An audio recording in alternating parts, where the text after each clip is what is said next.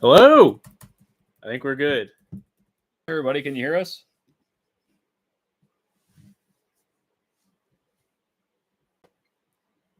Let us know in the chat if you can hear us.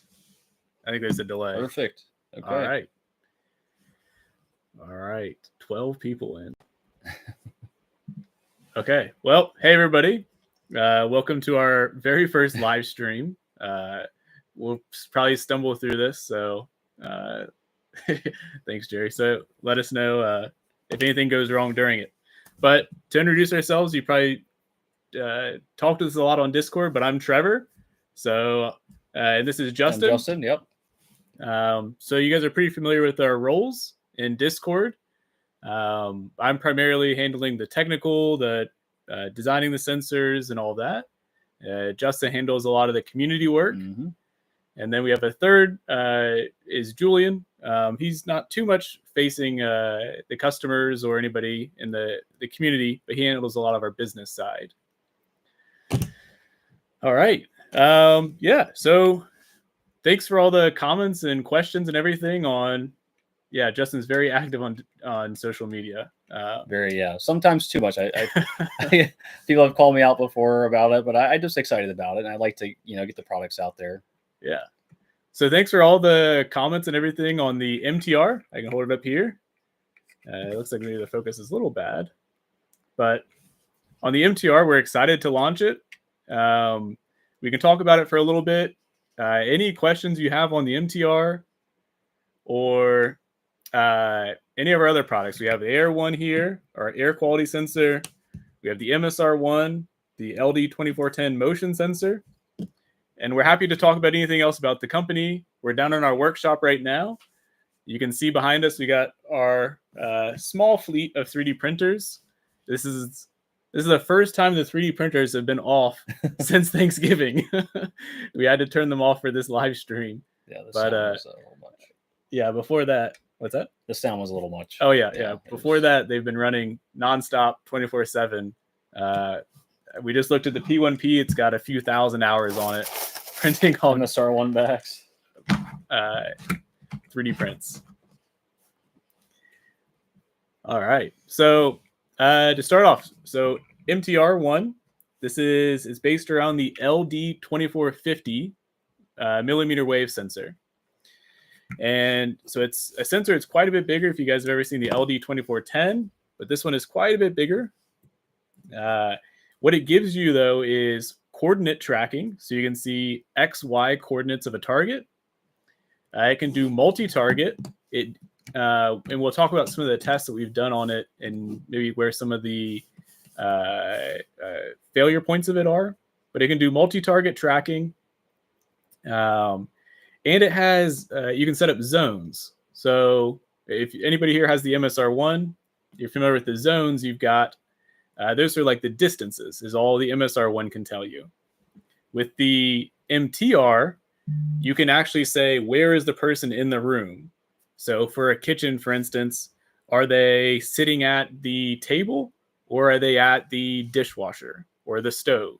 You can set up different zones and locations for your room and detect when somebody is in those and how many people are in those.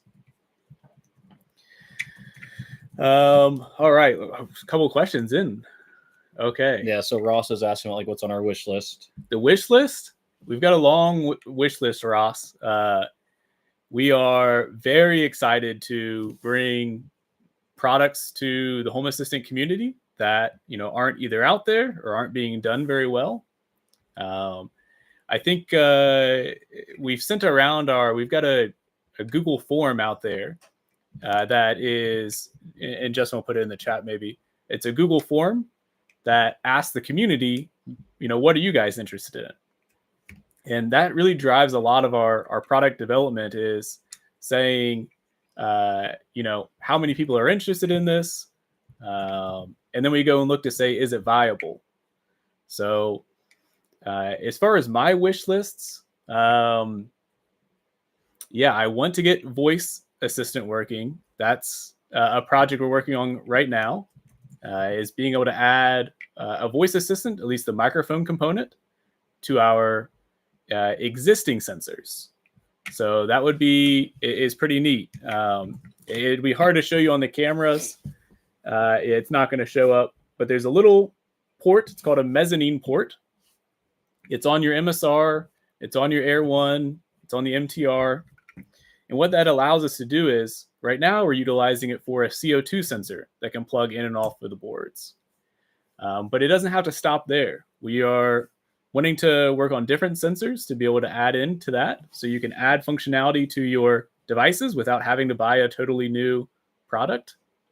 And one of those that we're working on right now is adding voice assistance to, it would go to the Air 1 and the MTR. Unfortunately, it won't work on the MSR1. Just due to it being an early design, the MSR1, we didn't add enough expansion to the mezzanine port on the MSR1. But we fixed that going on our future sensors, and should hopefully get voice assistant working. That's local voice assistant at your home assistant server, and not ever using Google or Alexa to talk to it. So that's my biggest push, is that. And then probably second is e-ink displays. Mm-hmm. We would really want to make that easier for the community, because I think there's a lot of cool opportunities for e-ink, but it takes a lot of programming in YAML to get displays set up, and if you want to tweak them and all of that. So those are on my wish list, Ross. You got anything else? I posted the product survey in the chat, and then I'm looking at see if I can find the vertical distance for the next question there. Ross, if there's anything else that you're thinking about that you've got a wish list, let us know. That's what drove the MTR, is the community talking to us and saying, hey, we want multi-target, we want positioning, and we want the multi-sensors. So I think the next biggest community request right now is a plant sensor. I've started in our Discord. If you guys aren't in our Discord, make sure to jump in there, because that's where we're the most active. So in Discord, we have a thread right now talking about the plant sensor, and some of my concerns, just because there's a lot of really cheap plant sensors out there on AliExpress and such, and just want to make sure that if we bring a product, it's something that that people would be interested in, and provide enough value, because we can't compete to the bottom of pricing with some of the retailers on AliExpress. So what we can do is add better functionality. So thank you, Ross. Justin's working on the vertical range. Yeah, trying to find that. So on vertical range, with the MTR, it's 6 meters straight out from the sensor, which is about 19 and some feet, I think, if the conversion's right. And it's at a 60-degree cone. So the vertical height that it can see depends on how far away from the sensor you are. So if you're really close to the sensor, it's not going to see as high. But if you're further away, it's going to see much higher vertically. So let us know if that answers your question there. If not, we can try again. Yeah, plus or minus 60 degrees. I'll find a link of just link actually to our shop. Our MTR shop page has a picture of a visual indicator of the cone and the multiple target tracking. Yeah. All right. Next up, we got, and I'll tell you guys first off, I'm going to be terrible at pronouncing these. My strengths in school are math and science, and not reading and English. So Igor, Yegor, great question. Why do you guys decide to open source everything, all of your CAD files, specifications for people to benefit? That's just what we believe in. So, we believe in, if somebody wants to be able to tweak our sensor or tweak the case or see our code, that they should be able to. And we'll always do that for our sensors. As far as our business model, I see what you're playing into there on it. Yes, we're giving away a lot of the source, but for somebody to copy it, they would have to be able to give the same support as us, build up the same community, For sure, people can beat us on price because we are doing all of our labor is in the U.S. here in Kentucky, and we plan to keep that as we grow. So those are important to us: open source and manufacturing it ourselves. So yes, there'll be people that can beat us on price down the line, but that's just, we're okay to give that up for what we want to do with our company. Yeah, and we thought it would be, we've heard of companies like Apollo and the guys that make the aluminum PMP. They talk about being open source, and their community really helped them grow the product and make it better. So that, on our workshop video that we posted, I think the first video we posted, we're like, take our 3D files, make them better, however, there's probably something that we don't know that we're missing. We're always still learning. So we were just hoping that, the community could say, hey, put more venting holes here for better, cooling, stuff like that. So that was another big reason why we did it. Yeah. That's all good. Great question. Thank you, Anonymous Piano Man. We saw the countdown that you posted earlier, 90 some minutes ago. Yeah, the MSR1 is great. Thanks. Okay, Dexcom, great question. I don't know if this was the same person who asked it in Reddit about ghosting issues with the MTR. Mm-hmm. So maybe I don't exactly. I'll answer the question and then let me know if that was not what you were asking. So we did quite a few tests with the LD2410, and what we see in terms of ghosting is it's actually reflecting off of metal objects and glass at times. 2450, I think. Oh, the 2450, sorry. And the MTR. On the MTR. So we put it in front of my front door, it's got a metal casing on it. And the sensor was bouncing off of the metal door and then detecting me behind the sensor. But to the sensor, it thought that I was like 20 feet, 19 feet in front of it. But in reality, I was 5 feet behind it. So we do see that. We saw the same thing when it was trying to penetrate glass. So it was a double pane glass window. It could see the target on the other side of the glass, but it could also see a target behind the sensor walking around. So it was the radar is bouncing off and then detecting from behind. So this are the two cases that we saw there. Dexcom, if that's what we're asking about, just let us know. Make sure we cover that for you. Yeah, John, you hit it right on the nail on the head with that. Yeah. That's what everybody says in business. The idea is not worth a whole lot. It's the execution and supporting it. So, and the idea is not super original. Where there's other people out here, other people in the community that are building DIY on their own LD2450 sensors. That's nothing new. We're just trying to help bridge the gap between people who want to use Home Assistant, but either don't want to make their own sensor, or you can't DIY with a breadboard a sensor this tiny, and that's this clean when you put it together. You can DIY this with a breadboard, but your sensor is going to be this large, and it's going to be a bundle of wires. So yeah, we're longtime members of the community. I've been running Home Assistant for a very long time. And I just switched off of my Raspberry Pi 2 that I was running Home Assistant on. Finally got a little mini Lenovo, I think M900, which has been a very nice upgrade. Yeah. So we got another one from a Piano Man about the experience with the MTR-1 and what automation you've been able to build with multi-target tracking. I don't think I have any animation based on multi-target. I mean, it would be maybe more so like, if you're on the couch and, I'll tell you an example from our beta tester. Mm-hmm. I think it was a beta tester or somebody in Discord. Yeah. Essentially in their living room, their dog has a dog bed, and they were wanting to be able to maybe cancel out that zone. So with the zones on the MTR, you can say, essentially, I want my automation to only happen if there's movement on the couch, but not the dog bed. So they were looking to do something like that. But in terms of multi-target, I'm not exactly sure. I mean, there's lots of examples out there from the community. I don't personally have any on multi-target, but do have some on the location of the person. All right. From Toronto, F Mac. Yeah, the e-ink display, especially if it can be used with battery. Exactly. That's a huge win on e-ink is the battery.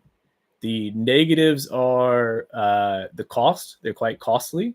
And I was looking to see if I had it out. There's an e-ink to my right. Yeah, and it's the complexity to set it up. It's easy to get hooked up once into Home Assistant. It's difficult to build dashboards and have them like change and all of that. So if we can find a way to help address that hurdle, that technical hurdle of building the dashboard, then I think we'll proceed through it. So we're actually, we're past 10 minutes. We're almost at like 20 minutes. We forgot. All right. So we said we were going to give away sensors in here, and Justin just reminded me time is flying by. Yeah, it's been almost two sensors here. Yeah. So we've got some MTR-1s to give away. We have 5 of them. Yeah. Yeah, we got 5 MTR-1s. We were going to do them every 10 minutes. I should have said at the beginning. Sorry. Yeah. So I think we'll just do it for people who are asking questions in here, and we'll try to get to the rest of them. So we're Ross. Yeah. So just, I guess, shoot us an email and then we'll give you a promo code that'll let you put an order in for an MTR. These are, our prototype boards. They're the ones that we got to validate the manufacturing. They work just fine. They're the same thing that's going to ship in about a month. So, and then, yeah. In 2 minutes, we'll do another one. All right. Yeah. Okay. We'll do a couple more questions and then get on here. Thank you. And if there's any better way to do a giveaway, let us know. Yeah, we're just having fun. Yeah. And we don't mean to miss anybody in here if we do. Okay. John Tesmer on Z-Wave protocol and Zigbee. Yeah, I think they're both great. All of them have pluses and minuses. Wi-Fi, Zigbee, Z-Wave. Zigbee's great for low power. Wi-Fi, we're working, I guess I can say, we're trying to work on some battery devices right now. And Wi-Fi really sucks the power very fast. That's a good place where Zigbee works out. I think they all, like I said, have pluses and minuses. Z-Wave are more expensive. Have been more reliable in my use case. I've got all 3 of those running. My favorite is Wi-Fi. People talk about cluttering. Where's the MTR? The one that people cluttering up their home Wi-Fi network with too many devices. I've not hit that, and we've had many hundreds of MSR1s in a day running, and so yeah, I think they all have their place. I don't have any strong opinion of which one somebody would pick. So it looks like I think I found the vertical angle that they were asking about. It looks like it's plus or minus 35 degrees. Oh, on the tilt? On the tilt. And 60. Yeah, plus or minus 60 degrees. Okay. Yeah. So I did. Okay. And I did post a link to the shop, which if you look at our pictures we have for the MTR, you can see one of them. There's actually a video of us tracking multiple targets, and you'll get an idea of the angles. All right.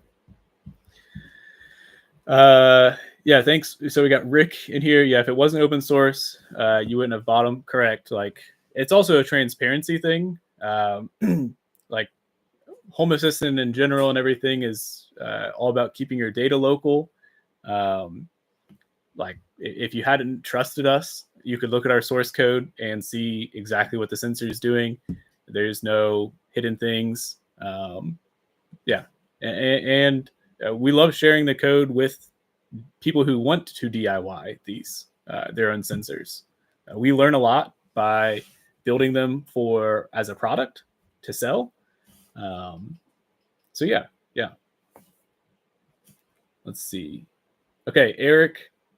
is the radar in the MSR1 fast enough to not require a PIR sensor for Lightroom control? Yes. Yeah, it's very fast. Where are the old prototypes? I don't know what you're looking for. Where are the prototypes? Yeah, it's very, very quickly. So you can use it to your advantage. The LD2410 has really good penetration through walls and doors. So sometimes you can use that to your advantage if you want, where if you slightly tilt the angle, it can detect you like as you're walking, opening up a door. But yeah, I think they're very fast. We use them in our workshop to control the lights that are behind us. We have them switched off right now, but yeah. Yeah, exactly. Piano Man said again, it allows open source allows others to contribute to the software and firmware. Don't worry, we will keep it open. Okay, AMD Builder. Can the MSR1 also function as a Bluetooth proxy? Yes, it can. The only hurdle there is recently ESP Home firmware has grown the core firmware size, and if you start adding too many extra things onto the MSR1, you won't outgrow the size that's on the MSR1, but it will prevent you from doing an over-the-air update. So if you do tack on extra things, you might just have to update your sensor by plugging it into your computer and flashing them that way. The reason why that is, with the way an over-the-air update works, is that essentially it sends, so it updates, compiles a set of firmware. It sends that entire firmware to the MSR1, and then the MSR1 replaces it with what's currently running. So the firmware size that gets sent to it can't be more than 50% of the size available on the MSR1. So essentially it has to hold two separate copies of firmware, so then it can flip them. So you might hit that on over the air. We've reduced the firmware a lot when that happened in ESP Home. We reduced the size quite a bit. And we had to turn off the logger. Yeah, we turned off the logger. We turned off a few other things to try to cut down on the size as much as possible. It'd be 4 minutes past the giveaway. All right. Who is up there? Who was this talking to? I feel like who had the Bluetooth proxy question? Sometimes the chat resets and it sends me to the bottom. Sorry. And AMD Builder. Shoot us an email. We'll get you a promo code. So you and Ross that's so far. support@apolloautomation.com. Yes, I'll put that in there. I posted a link to a picture of our MSR1 with a PIR sensor, and then we went smaller with the smaller PIR, and then eventually we were like, doesn't seem necessary. mmWave was instant, so you'll see that we're at this size now. Yeah. So Igor. People often combine presence sensors with ESP presence boards to determine who exactly is in the room. That's kind of what AMD Builder was just talking about with Bluetooth proxy. Some devices are easier to track than others, but yes, you can use that. I've not had an ESP presence board. I've not run one yet. So I'm not exactly sure what is the requirement. I don't know if we could run them in we'd have to have two ESP chips or how that works.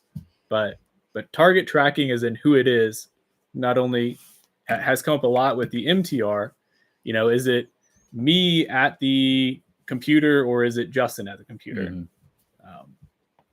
So great questions. There's a lot more participation here than we had expected. So we appreciate it. We appreciate it. Thank you very much for tuning in and talking with us. And we like this. I think we've been talking about kicking around the idea of almost like a monthly stream to do development updates, because we have a lot of things in development at one time because of the time that it takes to prototype sometimes. So we're working on a lot of things, and it'd be nice to be able to give updates on those every once in a while. Yeah. If I was a customer, it's nice to see who is actually behind it, and just kind of making the products here, It's been amazing to ship, our products and to see them all over the world. Yeah. It's been one of the coolest things. So if you're a scientist in Antarctica, can we please send you a free sensor? We'll pay for the shipping just to say we shipped to every continent. Yeah, so. If somebody on here has a connection to Antarctica, that is the only continent we are not on currently with Apollo products. We just hit which island between something between Iceland and Europe. The UK. Yeah, it's like a very tiny island chain. Very beautiful. We just got one over there. So really cool though. We're trying to get to Antarctica so we can say that we're on every continent. But that's a tough one. Okay, Dexcom. Besides the obvious, Apollo makes awesome products. Thank you. How is the MTR different from the Aqara FP2? It's the Faroe Islands. That's what it was. Or Faroe. Faroe. Yeah. Okay. Someone actually bought one there. It was fantastic. It's awesome. We got a kick out of it. Dexcom. We posted a really long comparison on Reddit. The main differences are the FP2 tracks more targets. It has more zones. So the FP2 does up to 5 targets, although it says 3 is only something. There's a caveat. I don't recall the exact wording. There's 30 zones. The MTR has 3 zones. The differences in our favor are, I think we're close to half the cost of a FP2. Great functionality. And with the FP2, you just get motion and maybe, I think you get lux, which is like from lights. With the MTR, you get a RGB LED, you get a buzzer, piezo buzzer, so it can make little tunes, beeps, alarms. You get not only lux, which comes from man-made lighting, you get UV, which will tell you, is the lighting in the room coming from daylight or is it coming from a incandescent light bulb? We have the expansion options for CO2. And I think with our CO2 module, it's still underneath the price of the FP2. And I'm probably missing something. On the MTR? Yeah. You talked about the buzzer, pixel. I think you covered everything. Yeah, and we have a dog on the back of ours. Does FP2 have a dog on the back of their sensor? If nobody's opened up their MSR1 or Air 1, they all have a picture of our dog on the back. And Apollo's a real dog. Trevor's dog. Apollo is a real dog. Yes. It's not going to show up on this camera. No. Okay. We do have, I haven't added the MTR to it, but we do have a comparison of mmWave sensors. I'll post that in the chat so you guys can see it. Yeah, we're trying to keep up. Woot giveaway. Yeah, nice job. Just set up your MSR1, I think is what the type is there, unit, and it's so fast, hoping to ditch PIR. So there was a comment earlier about is the MSR1 fast enough to replace PIR? There's an unbiased review from Eric saying it's damn fast. Yeah, it is very quick enough to where we dropped PIR completely. Yeah. So I really will use the MTR to replace the FP2. Yeah, I mean, the FP2 is a great sensor if you already have it. There's no reason to throw it away. It does work with HomeKit. I think there's a couple other things. I think that was the only other thing is I don't have one, so I don't know how hard it is to connect to a Home Assistant. Yeah, there's a lot of difficulty. But they do have some cool AI things in their app, whether they work or not. I don't know. I can't speak to that, but they have some sleep tracking and they have fall detection. And we actually did a really cool thing with sleep tracking on the MTR. We're not official sleep scientists or anything, but using the MTR, we were able to see how much I was tossing and turning throughout a night of sleep, which is pretty cool to see. I could see when I was getting good sleep. I saw when I had to wake up to let Apollo out. And then when I woke up in the morning, was scrolling on my phone. So another good thing I could think of with the sleep study is that, we were really surprised when we put a CO2 sensor in our bedrooms. We had often complained of being drowsy or having headaches or just feeling groggy in the mornings. So it'd be really cool to have the sleep tracking of the LD2450 with the CO2 levels to see if, recommended levels are supposed to be below around 1,000 parts per million. So you could see if, how well you slept with your CO2 levels below 1,000 and how well or poorly you slept with your CO2 levels higher. So that would be kind of a neat thing to see. Like if you're feeling better, like I wonder what my CO2 levels were. Oh, look at my sleep tracking. The CO2 levels were good, and I slept well. So that'd be another cool thing to look at. That I'll actually start doing that tonight. I'll take one home. So we got Corbin Black says, do you have any plans for analytics, paths through a room, or hotspots of occupation? That's actually a pretty cool idea. Like a heat map of where people have been. That's pretty neat sounding. Yeah. So we do have that Apex chart. Yeah. We have an example of an Apex chart that one of our users made. So it's on our like showcase on our Discord. I think it's on our examples and like our wiki page as well. I'll post it. But it shows you, where the movement was and where it was detected. It's one of the videos on our shop page, the radar graph. Is that what you're talking about? The pie chart? Let me see. No, you're talking about a different one. I know what you're saying. Yeah.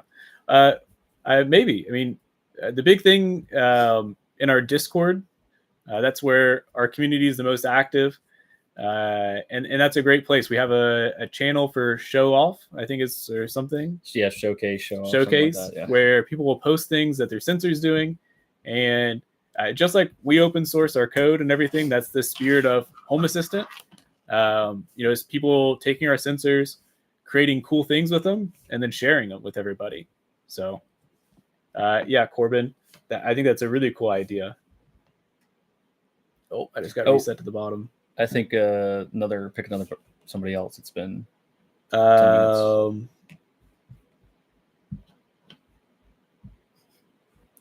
Where are we at?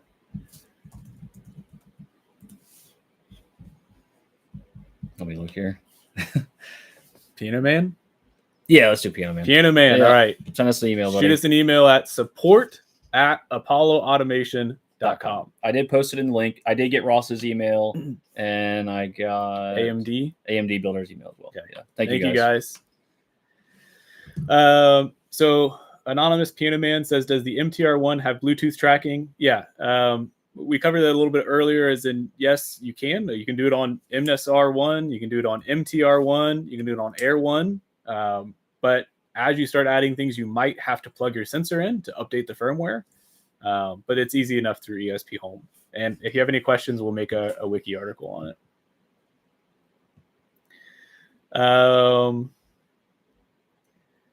A Coomer, and back to Corbin. Like Julian has an MBA in data analytics, so if he's watching, maybe from home, he can work on that as well. Somebody has an MBA in analytics. No, Julian does. Oh, Julian. Yeah, our co-founder. Yeah, he has the other guy. He's got an MBA in data analytics. So all right, Joel Wilkes nearly pulled the trigger on the Aqara, but was extremely happy to stumble across you guys.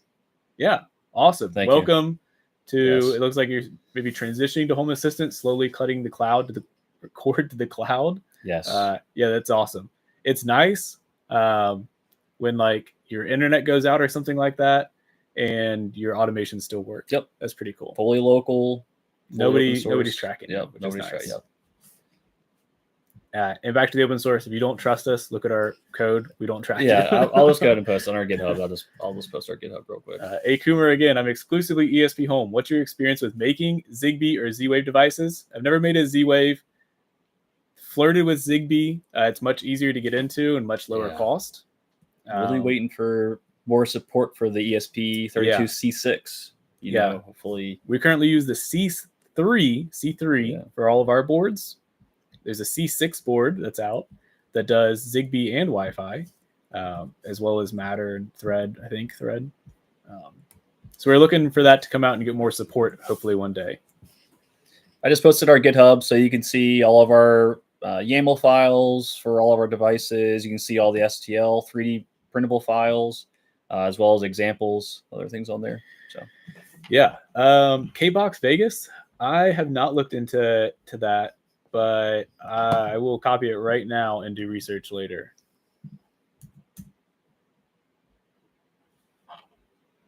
Yeah, interesting. Okay. We'll take a look at that. Let's see. Okay, so Dexcom helping Jay out, saying that they detect people in the shower. Okay, cool.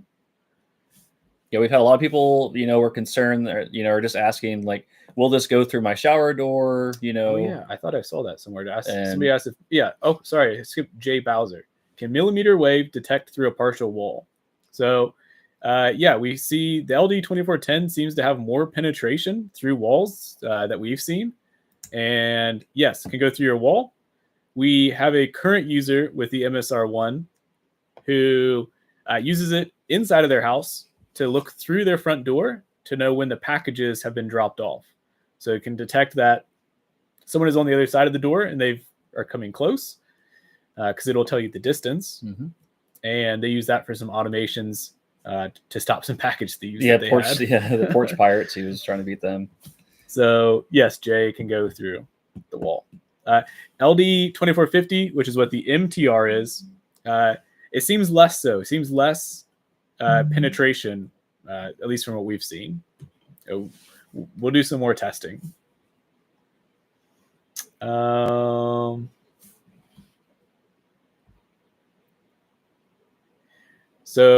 Comer can do mini firmware as an intermediary.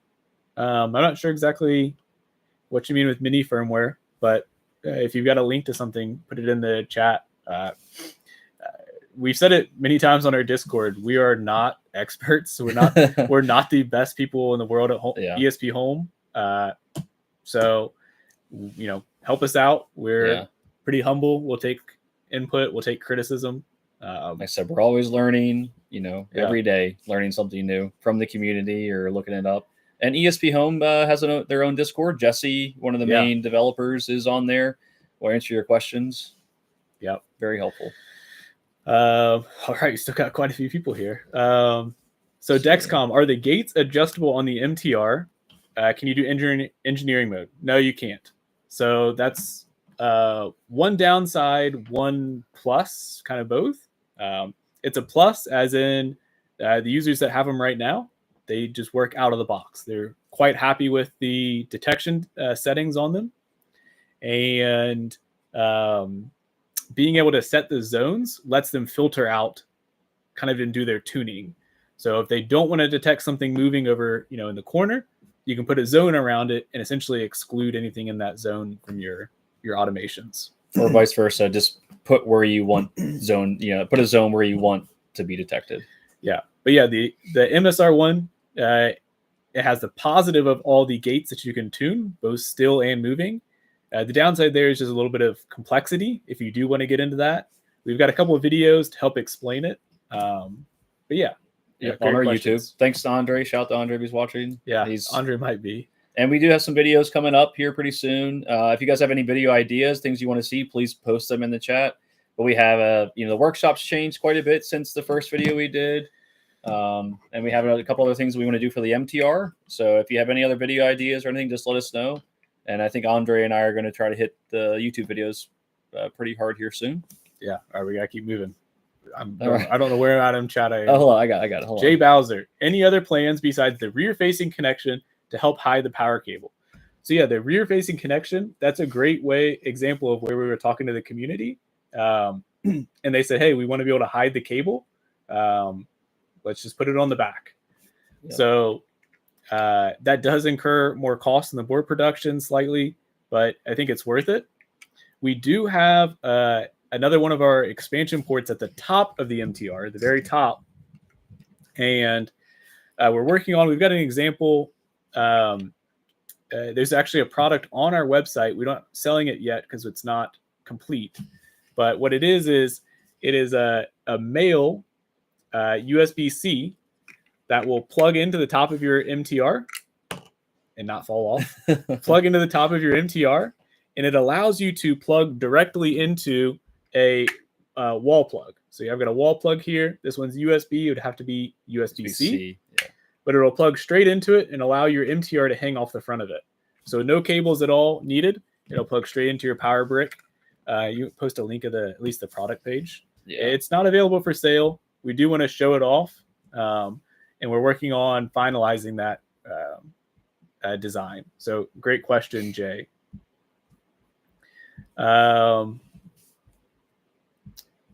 Advark Spleen.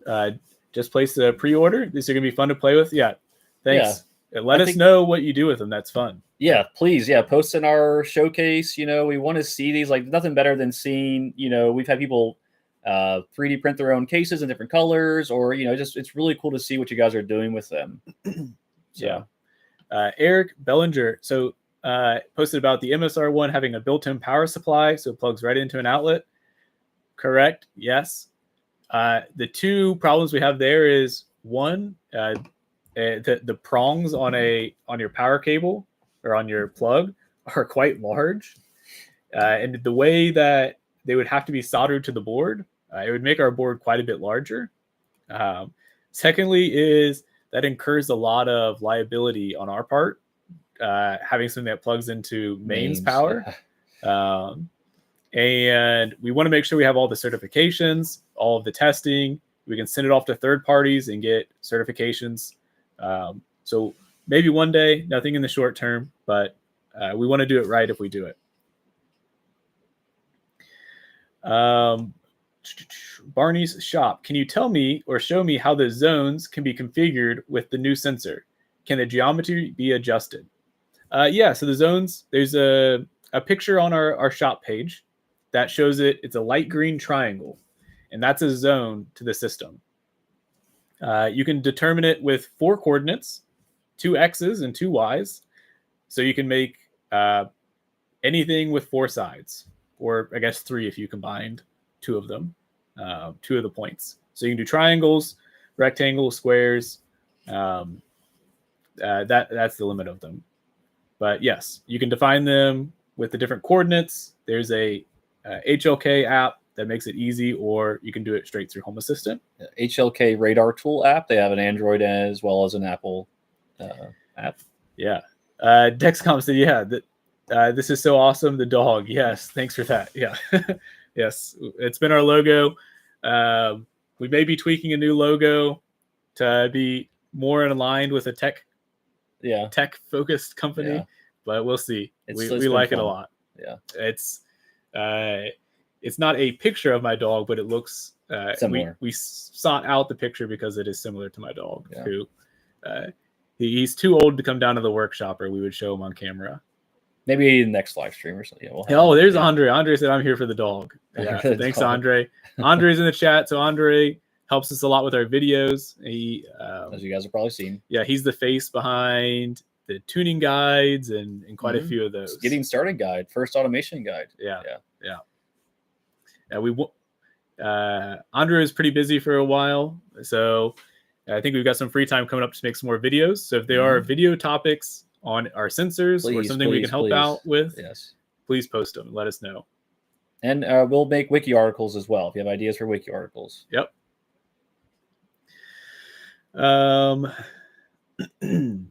Piano Man, would you recommend replacing the MSR1 with the MTR-1 as an upgrade? So if we're totally transparent and honest, they both work great. They both serve a lot of the same purposes. They have all of the same sensors on them besides their radar. And besides the temperature sensor is different. But yeah, you can put the size. So MTR is a little bit bigger. MTR has the back-facing power. MTR will tell you where in the room the target is. MSR1, like I said, is smaller. It has a little more configuring on the different like move thresholds. Engineering mode. But it can only tell you distance. It can't tell you where XY coordinate the target is. Yeah, you can get angles from the 2450, and it'll tell you if it's something's moving away from it, towards it, or stationary. Yeah. So if there are other components that suit your need for that, then sure, the MTR is a great product. If you're happy with triggering, just if I walk in, turn my lights on, there's no need to get rid of your MSR1. It's perfectly fine. I think we missed a giveaway again. Did we? At 9:10, right? We've done 3. Yeah. What about Are we doing the Dexcom? No, but you said his name, so go for it. Oh, sorry. Yeah, I was like, Dexcom, send 7. us an email. Right. Thank you for the questions in the chat in here. We'll get you a sensor sent out, an MTR. Support at apolloautomation.com. Okay, chat. Barney's shop. He has the FP2, and he'll say that it was a huge pain to get connected to OpenHab, whereas the MSR connected readily. Oh yeah, thanks. So that's what we're trying to push is ease of connection. Plug and play. Yeah, because we really are trying to bridge getting more people into Home Assistant. We've been really shocked at the number of people who buy our sensors as their first intro into Home Assistant, and a lot that it's their first intro into ESP Home. And we really enjoy that it's bringing more people and more accessibility to Home Assistant as an alternative to the giant tech conglomerates that are selling all of our data. Let's see. Jay Bowser, plans for the PA1 to be back in production. I don't have it down here. Yes, it's never been in production. We've not sold it. We were working really hard on it back around December. We had a lot of growth December, January, February of our company and our sales and just the amount of support. So with having just launched the Air 1, we were taking some time to make sure our wikis were up to date, that everything was running smooth, and we've done a huge amount of work on increasing or improving our workflows to build the sensors, because we do all in-house building. Justin is responsible for 99% of the sensors that you guys get. Justin's little hands have been putting them together. Oh yeah, every day. We test them, we flash them, we 3D print our own cases. So we took a lot of time for the last few months building that up. Instead of releasing the parking sensor, we've been pushing the development along. It is battery powered, so we want to make sure that's right, because we're users of our sensors, and we're I don't personally want to replace a battery in a product every month. I want to replace it as seldom as possible. So we're working very hard towards that. But yes, I just last week got the latest revision of the parking sensor, PA1, and we'll continue working on that and testing that. And yeah, when it's good enough, we'll announce a beta for that. Thank you. Oh, number one fan of Apollo. My little sister is in the chat. Thank you. Thank you. Her mother-in-law is the one who made our t-shirt. Oh yeah. So thank you. Let's see. Looks like Dexcom just saying he has a bunch of MSR1s and they work great. He has some light automations, which is awesome. Thank you.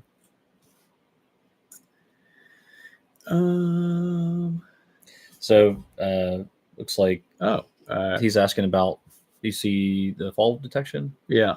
With audio placements, that might be important. Where are you at? Where are you on that? So on fall detection, I mean, just transparent. We don't have it working on the MTR. I don't know if it's possible or not to the degree that you would actually want to be notified or to notify somebody that you've fallen. Not exactly sure how the FP2 does it. Yeah. It I don't want to advertise that for our sensor, but yeah, I don't know if it works on the FP2, but that would be pretty neat. Yeah, the only way I really see it working is if someone's been stationary in the same spot for a long time. Yeah. Another a zone was in the middle of the floor and it was not on the couch. Maybe you could see that. Yeah. I don't know if they're doing something with the height or exactly what the deal is there. Yeah. Dexcom said it can be time consuming, so awesome you guys take that into account. Yeah. It's a lot of fun though. It's a blast. Yeah. Yeah, A. Kumar is saying, so OTA firmware can be over 50% of the storage as long as there's free space. Yeah, essentially the two firmwares can't go over 100%. So if one of them is already 51% and the next one is 51%, then we'll start to go over the amount that's available there. But pretty neat on the mini firmware. I didn't know that was maybe something we can look at, making teeny to flash it over. Yeah, that's a cool idea. Oh, okay. Igor, love the no cable design. Thank you. Yes, we are actively working hard. Somebody said, I think there was one about the MSR1 and about the plugs on the back. We did make the outlet mount for the MSR1 where it will plug into an outlet plug and have no cable design. So there is that design out there. Yeah, can link to it. Great. Jesse, you got our favorite question on here regarding connections. Have you considered PoE? Yes. That's very, very frequently asked. We got two problems with it. One is the size. So the RJ45 plus the little module that has to go in it for PoE is bigger than like our entire MSR1. It takes up like the entire back of it. So that's a big problem for us, is the size component. The second component is I don't think it's even yet officially supported in ESP Home, which is PoE for the chip that we use, which is the C3 Mini.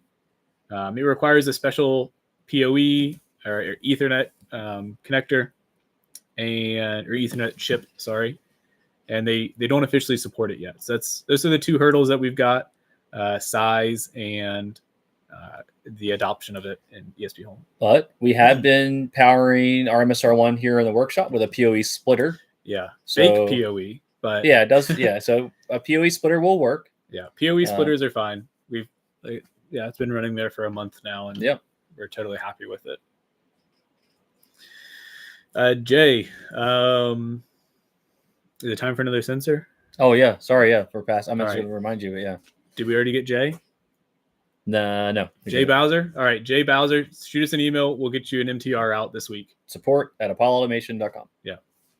Jay said we would love to see general home automation configurations using MSR1 for lighting automations and or more complex scenarios. Yeah. We'll make a note. I don't have a paper in front of me. We'll make a note. We'll make a digital note. We'll make a digital note. Tech company, so we'll make a digital note. We can. I think we have a YouTube video for your first automation with the MSR1. Yeah. Andre has. Yeah, we can. We can share automations for those. Oh no, Advark Spleen. We will keep the dog in the logo if that's what you're saying. Oh yeah, no, dog's saying the dog would stay in a logo change. Yes. Yeah. We'll post it in our Discord here soon. We really like our logo. But it doesn't super convey that we're like not a dog training company. That we're like trying to making dog pet sensors. Sensors. Yeah, we did get asked that if we only made pet sensors, which would actually be pretty neat. Yeah, I'm sure there's a pet sensor out there. If you have any ideas for pet sensors, let us know. Okay. Piano Man again. I wonder if you could replace one of these mmWave sensors into an unused overhead recessed light bulb for fall detection and presence. Yeah.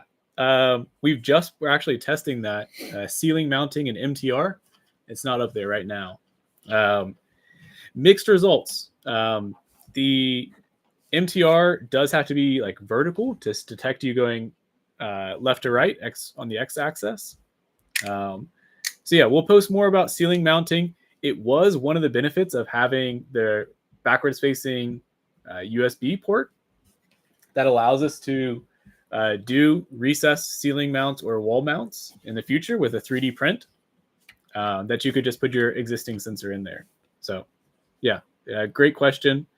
And I just posted Andre's video he did of the initial or your first automation. So okay, awesome. My father is in here giving us support. Thank you, Dad. Shout out to you and Gabrielle for tuning in. Can you mount it horizontal or vertical? Is it Jerry F? Yeah. If you're meaning the MTR, you can't mount it. You can mount it horizontally, but you will lose your axis coordinates. It'll still do presence detection, and you'll lose out on multiple targets. So you can put it on its side. It's just going to lose functionality. So great question. Thanks, Eric, for the support. You guys are great. Hope you will do other live streams. Yeah, we've been talking about a monthly developer and company update. We like to keep it like personal with all you all in our Discord and everything. You talk to us every day. A lot of people in there, so which we really enjoy. We're always available, and we weren't really sure where it was going to go, and it just kind of turned into this beautiful thing. And it's just, it's been a lot of fun. Like I said, it's just been a blast. Yep. Barney's Shop said, it's an FP2 owner. I believe you're right about the height. The sensor only works as fall detection when it's mounted to the ceiling. Yeah.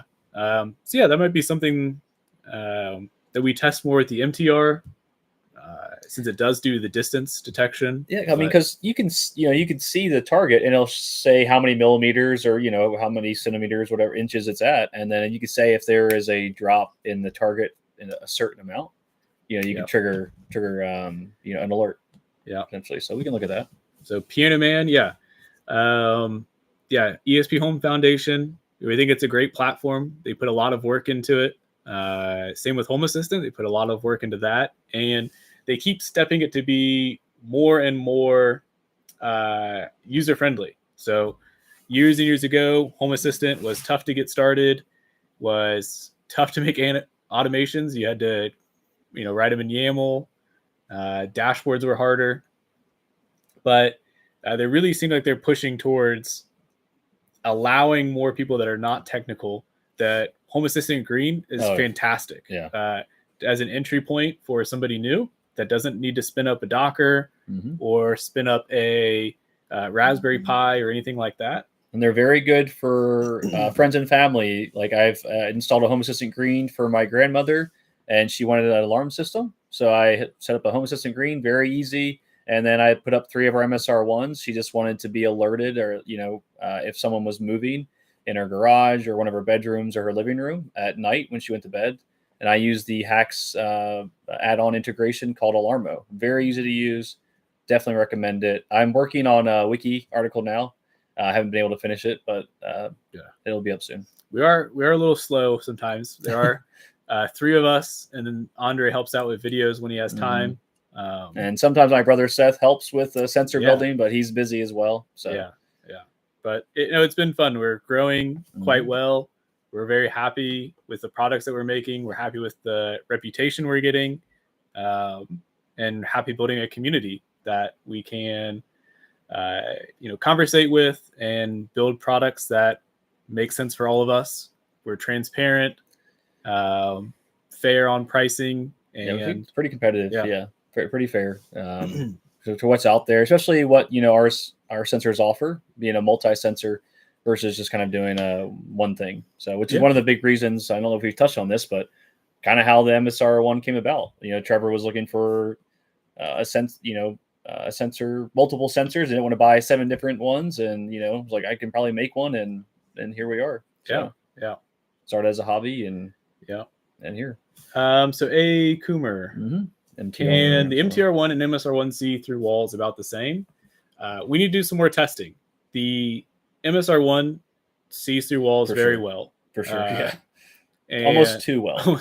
You have to, a lot of times people have to tune their gates to be 100% so it doesn't trigger, or you can set your zones to where nothing will trigger, after a certain distance. So just be careful with the MSR1 because it'll get you. We're still doing some testing with the MTR. We know it can see through glass and through some walls. We just need to we saw some problems with reflection where I don't know if ghosting was the right word earlier, where it can essentially is bouncing off the wall, coming back and seeing the target behind the sensor. So say the sensor was a foot from the wall and somebody was standing 5 feet behind the sensor. it would think that there's a target 6 feet in front of it. So we saw that on glass and we saw it on metal. We'll do some more testing.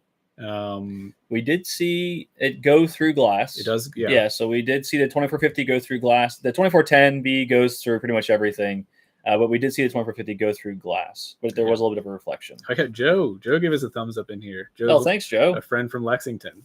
So nice. Thanks, Joe. Hobby Boy. Thanks, Rick. Yeah, good to see you. Yeah, good to see you. Yeah, there's lots of work in our Discord. That's where we're the most active. I did post a link to join our Discord. I think it's a little bit higher now, but in the chat. Ross, if your dad is your number one fan, I'll take second. And Ross, I'm pretty sure you were bought one of our sisters pretty early on. Originally from Canada. We're visiting some family in the US, if I'm not mistaken. I think that's you, right? So yeah, thanks again for hanging out with us and being there with us since the beginning. Yeah. Rick, when I looked at what was out there for sensors, I got down to a few in my research. So glad I found Apollo products. They're fantastic. Thanks, Rick. That's very nice to hear. Yeah. I was laughing at the next comment. My sister asks, can we purchase Apollo Automation apparel? And can we have a meet and greet with the face of the company, Apollo himself? We're working on our own Apollo apparel. Yes. We've got, like I said, my pullover. Sister's mother-in-law made us a nice pullover. Ariana, thank you. Shout out to Ariana, wife of Julian. One of our co-founders' wives made some blue t-shirts for us. So yeah, we'll figure something out. I'm always, trying to invite people down to the workshop to see what we're doing. And like, if you live in Lexington, come on over and pick up your sensors, so you don't have to ship them to you, very friendly. I would love to do a meetup, I think we're big enough yet. Be nice. Because it's not a pullover, it's a cardigan. Oh. It's got a zipper on it. It's the cardigans have right? zips. Yeah. Quarter zip. I don't know. But Discord's great. When I looked. Yeah, thanks. Habib. Yeah. Habib's in here. All right. Hey, Habib. Thanks, Habib. All right. Nice to see you. So we're kind of towards the end of the questions on here, and we've been going for an hour. We gave away all five, right? All five are gone. I think I've seen like maybe 4 of the emails come through. So yeah. So Jay said it was a Dumb and Dumber reference. Sorry, I missed that one. So I don't know. We didn't really have any expectations for how this would go or who would be here. So this is way, way better than we had expected. We have a lot of fun. It's actually really cool interacting kind of in real time on these questions and answers. Hopefully we captured everything here. If not, we're available anywhere. Discord, Reddit, Facebook, email. Discord's the easiest to get a hold of us. Usually respond the quickest there, but we are available at support@apollomation.com. Yeah. I just posted a link to the Reddit posts for the MTR. There were some questions for the live stream that Trevor already actually answered.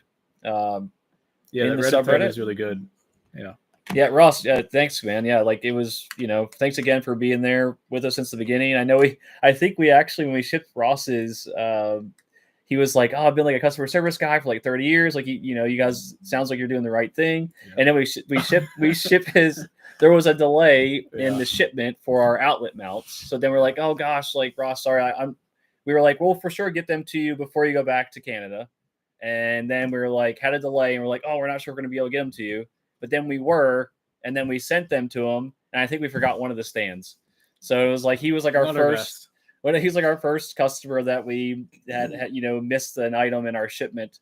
So it's just kind of a funny story with Ross, and just appreciate him still being here. So any final questions, send them in the chat. Otherwise, I think we'll probably wind it down here. This is awesome. It's great support in here. Great discussions. I think we'll keep them going. So definitely, we have to now. It's 30 more people than I expected. Yeah, exactly. If we missed any questions, let us know. And we're excited to get the MTR out to everybody. and excited to move on to the next sensors. So, yeah, we'll hang around for a few more minutes if anybody has more questions. I don't think we showed them the Air 1 at all. You want to just hold up the Air 1? Yeah, I for some reason I think that everybody has them, but yeah, so this is our Air 1, the air sensor. We hit on it a little bit at the beginning. Yeah, really a really good quality sensor to measure particulate matter. We've got, I think, one of the longest lifespan sensors that are out there. 10 years of continuous use. 10 years of continuous use on this device. Most air sensors are 3 years. So with 10 years, what that means is you can have instant notifications of your air quality changes. You don't have to wait 5 minutes to know, oh, the air is degrading in my room. I should open a window. You'll know right away. So good point. We had them sitting here on the table. And I do have a comparison of air quality sensors that I can post in the chat here so you guys can see them. Yeah. All right. Well, thank you again very much. There are just some thanks coming through, some family support. Family and friend support. That's all we thought we were going to have initially, but it's been a nice surprise. And Justin posted the product survey again. If you haven't yet, make sure to fill that out. That truly guides what we think about doing next. And I think that was Julian in there. What? Oh, truly guides what we're thinking about doing next. And then, because the survey really drives, where we put our time. Where we're not going to spend all of our time on something that nobody wants. So that really helps drive us where we want to, where you guys want us to go. So we wouldn't be community driven and putting out products that are actually there's a need for. Yeah. Rick was talking about the CO2 buildup in his bedroom that he wasn't. That is probably the most eye-opening thing for most of our customers who get the CO2 versions, which is an optional add-on and can be added on after the fact. Yep. And works with the MSR1, the Air 1, and the MTR-1. Yeah. So all of them work with it. But yeah, the CO2 buildup, and there's significant studies out there, from health institutes about CO2 buildup in your bedroom or your office, but contributing to poor sleep quality, poor productivity. It was really big during COVID because a lot of people were working from home, and so CO2 kind of took like center stage, and there were a little more studies coming out about it. So, All right. Well, we still got people in here. Thanks again, Rick. Let's see. Yeah, thanks. I look for it. We try not to spam your guys' emails. We really want to be cognizant of that. Mm-hmm. And so Discord is really the best place. Discord or our Reddit. We don't have a very big Facebook following. It's hard to kind of keep track with just the three of us, mainly just the two of us who are customer facing. It's kind of hard to keep track of multiple, pages. So the Discord is really kind of our main go-to. But we do have our own subreddit, and we do post on Facebook. But our Facebook page, or subscribe to our YouTube, because I think it'll tell you when we schedule these in the future. Yep. All right. And just Ross saying the same thing about CO2 being like one of the biggest eye-opening things. Thanks, Eric. Yeah, hop on the Discord. There's a lot of cool stuff on Discord. A lot of questions that we've answered. You can search if you have a question. If we can't we try to get to you at least within a day. Sometimes pretty quickly. But it is just Justin and I in the support thread. We do get community members that we greatly appreciate to help out. Lots of community members, Freeman, Manafount, Paperclip. A lot of the guys over there are really helpful. Yeah. So it helps us out, and we appreciate it. We do. Yeah. Because sometimes Justin and I, we're best friends in real life. So we like to go hiking together and camping and stuff. So sometimes we both get away. Yep. Sometimes. Yeah. And what else? I think we talked about the Air 1. We showed the the MSR1. We showed the MTR-1. Did we show the articulating mount at all? I don't know if you want to grab the MTR-1 with the articulating mount. Yeah, we got a picture on the website of the MTR. So we'll learn. Our lighting is not the greatest right here. But this is the articulating mount for the MTR. If you guys have not seen it on the website. But it's, we made it a little longer. You'll notice, I think Freeman has, had asked for a longer one for his MSR ones. We found on this one with the way the USB port is on the back that we needed, we started within the center, kind of like the MSR one, and moved it to the top just to give you more, more range. Yeah. And we did change the way we attached the back.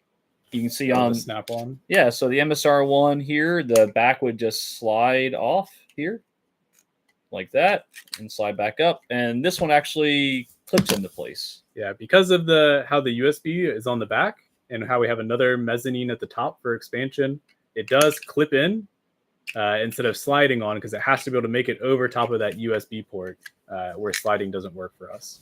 So that is a new addition on this that changes it a little bit. But all right, we want to wrap it up? I think so, yeah. Any last questions from anybody? Just throw them in there and we'll see if we get them answered. I think we went over. Was our audio quality all right? Is the video quality all right? Yeah. We're open to any improvements. Was I fiddling too much and you could hear me? Same with me. Yeah, I know. I think, Jerry, you said you have quite a bit of experience in did we look TV at the camera and stuff? I don't think we did. I tried to look at the camera more this time, Jerry. I promise. He gave us some feedback on our first interview. So Ross saying great video, and audio. Thanks. Link to Discord. Yeah, I sent one up in the higher up in the chat. Let me send another one here. And Discord, if you're not familiar with Discord, it's like a a great place for discussion. And you can also live stream in there and video chat and voice chat. So it's a great place to go and talk with people in the community. I got the link. All right. Yeah. Okay. That's like I was about to. All right. Just post the link on the Discord at the very bottom. From the stream so far. Okay. It looks like I think Julian posted the survey, and again the survey is very helpful. It really helps us kind of decide which direction we want to go or what we want to prioritize. So, all right. I think we'll end it here. Thank you very much. Right. It means a lot to us that we had so many people on. Thank you. We'll keep it up. Thank you, guys. See ya.